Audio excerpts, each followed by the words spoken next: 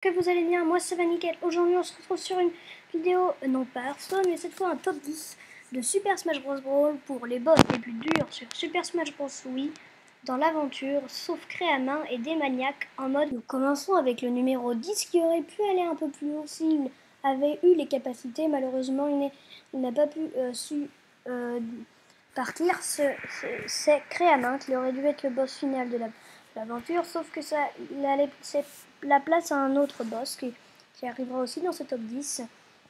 Bon, même s'il est assez fort, ses attaques sont trop basiques et peut facilement être battu même avec des PV ou une courbe de vie.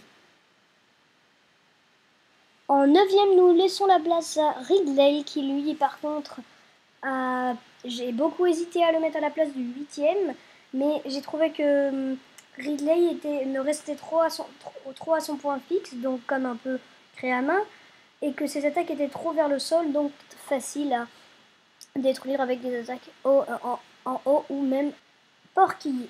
Porky, il est très fort pour moi parce que c'est un boss que dans l'aventure vous mettrez plusieurs fois à combattre. C'est des personnages clés, ça sera Ness ou Lucas bien sûr, mais après, il est très fort, il nous lance des choses, il fait très mal.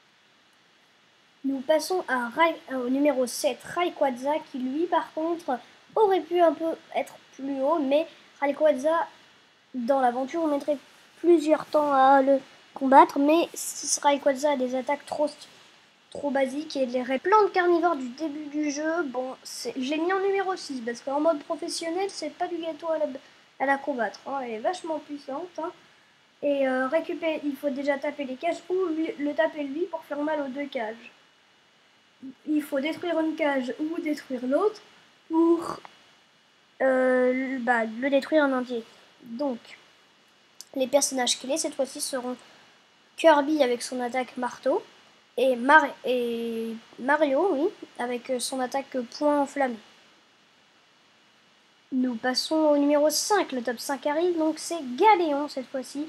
Les personnages seront de clés dans l'extérieur sera Ike et Meta Knight, car les attaques de Meta Knight sont des attaques très rapides et Ike sont des attaques très puissantes. Et si vous êtes à l'intérieur quand il est projeté dans l'autodestruction, ça sera le dresseur de Pokémon et non Lucas, car Lucas est beaucoup plus léger que lui et le dresseur de Pokémon vous offre 3 vies au lieu d'une.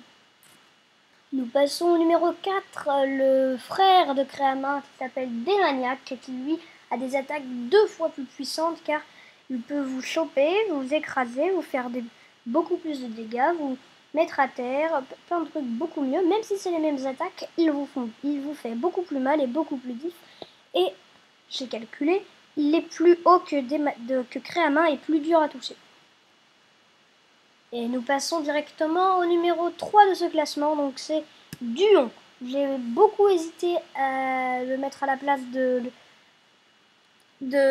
celui qui l'a précédé, mais Duon a quelques petits points faibles dans les capacités, mais sinon c'est un personnage que vous mettrez beaucoup de temps à le combattre parce qu'il y a un mec avec de la portée et un mec avec du corps à corps, ce qui est vachement dur à faire.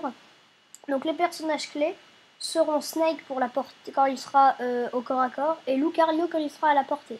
Parce que Lucario est très rapide. Et Snake, complètement pas. Nous poursuivons avec Meta Ridley qui lui par contre est très fort. Vous mettrez vraiment beaucoup de temps à le combattre, surtout en mode professionnel, car vous avez un temps pour le battre. Vous avez des personnages limités et ces personnages seront pour personnage clé Captain Falcon qui vous aidera. Non, avec le numéro 1. Donc cette fois-ci c'est tabou, tout le monde s'y attendait, un personnage vraiment très difficile à combattre avec des personnages parce que ses attaques sont vraiment surpuissantes, surtout en professionnel. Et donc vous projette et ça fait très mal. Donc nous accueillons Tabou à la première place avec les personnages clés Ice Climber, Sonic, Ike, Pete.